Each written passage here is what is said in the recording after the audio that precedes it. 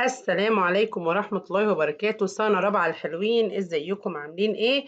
تعالوا بينا النهاردة نبتدي درس جديد من دروس الدراسات الاجتماعية.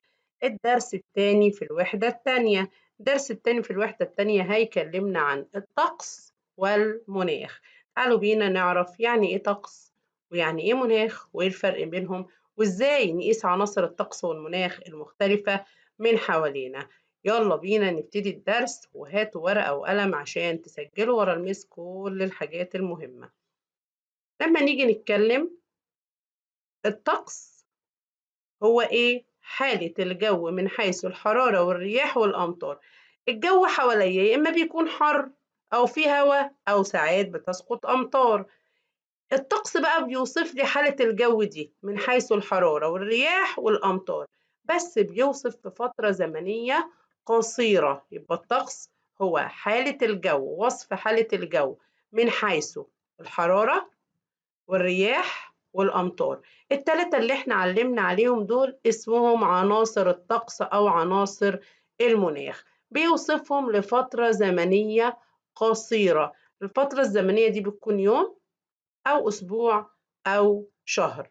يبقى لما أجي أفتح الشباك كده في يوم وألاقي الجو شمس، هقول هذا يوم مشمس، يبقى أنا كده وصفت الطقس. في مطرة، هذا يوم ممطر، يبقى أنا برضو بوصف الطقس. أسمع في التلفزيون النشرة الجوية بتقول هذا الأسبوع شديد الحرارة، يبقى برضو بيوصفوا لي الطقس. هذا الشهر تسقط أمطار، يبقى احنا كده بنوصف الطقس.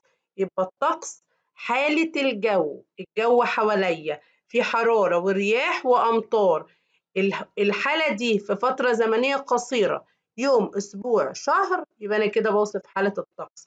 طيب لما أجي أتكلم عن المناخ، برضو وصف حالة الجو، وبرضو من حيث الحرارة والرياح والأمطار. أمال فين الفرق يا مس؟ الفرق في الفترة الزمنية.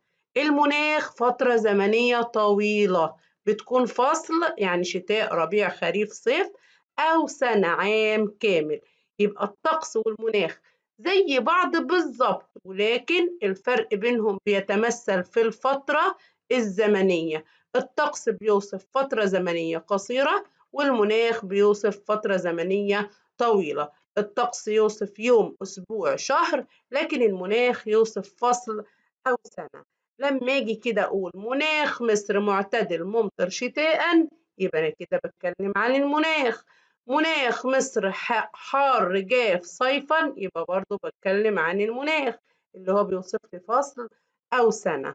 خلي بالنا من حاجة مهمة جدا، إن الطقس ده ممكن يتغير في اليوم مرة أو عدة مرات في اليوم الواحد.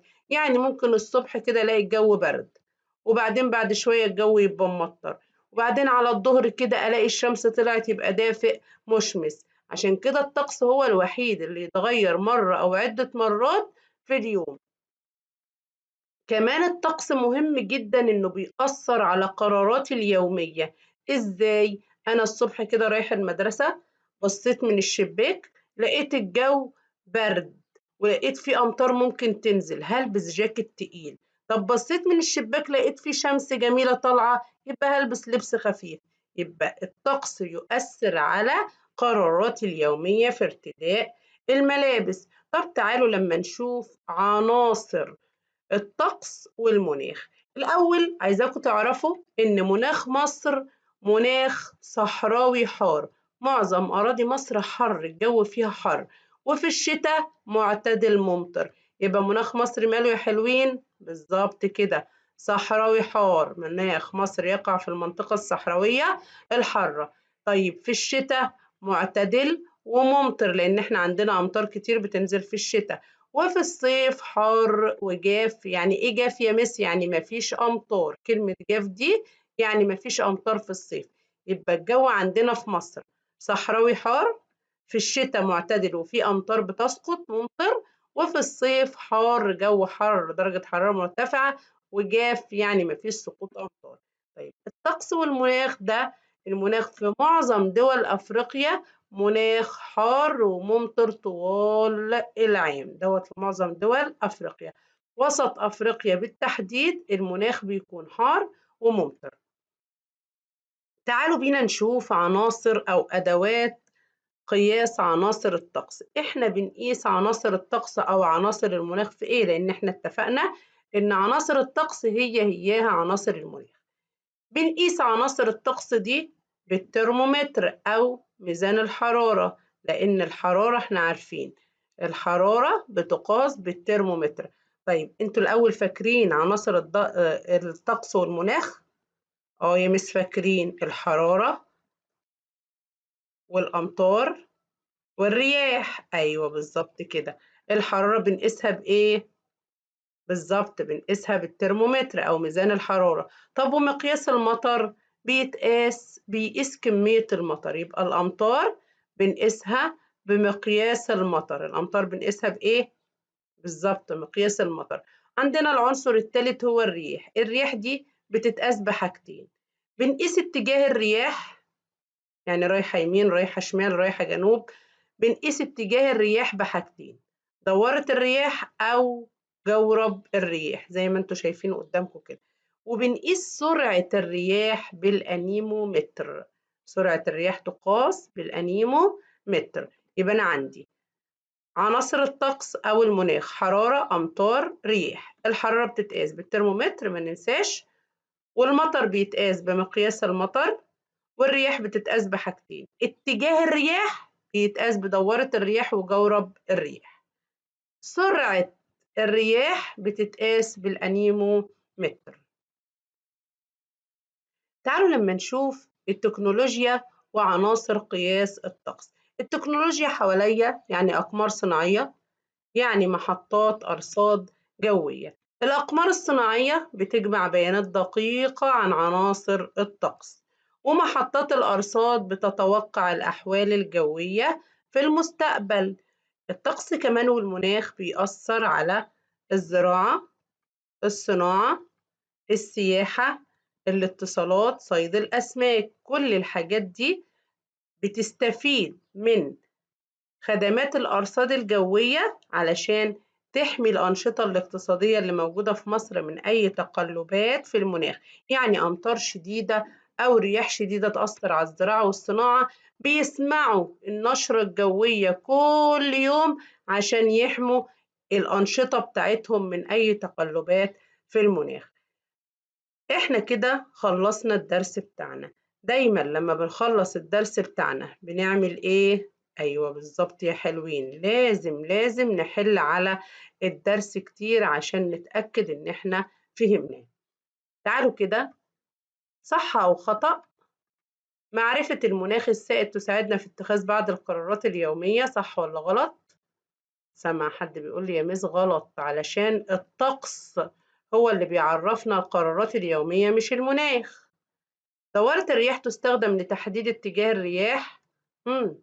أيوة يا مس صح، دورة الرياح ومعاها كمان جورب الرياح بيحدد اتجاه الرياح. يتغير المناخ من يوم لآخر كما يتغير عدة مرات في اليوم، ده صح؟ لأ طبعا، الطقس هو اللي بيتغير كل يوم، لكن المناخ عام أو فصل. يجب أن يستمع الصيادون للنشرة الجوية قبل الخروج. ها، صح طبعا. ليه يا مس صح؟ عشان يستفيدوا لو في مناخ مش مظبوط أو الطقس فيه أمطار كتير ما يقدروش يطلعوا في البحر. معرفة أحوال الطقس تساعدك في تحديد نوع الملابس الواجب ارتدائها. أيوة طبعا، لو الجو شتاء أو الجو حر بيحدد لي نوع الملابس. يعد بيان الهيئة العامة للأرصاد الجوية بانخفاض درجة الحرارة توقعا للطقس. طبعا صح، لأن ده بيطلع كل يوم. معظم الأراضي المصرية يسودها المناخ الحار، ما ننساش الصحراوي الحار. يمكننا قياس سرعة الرياح أيوة بالأنيموميتر. الأمطار تسقط على مصر في فصل، بالظبط في فصل الشتاء.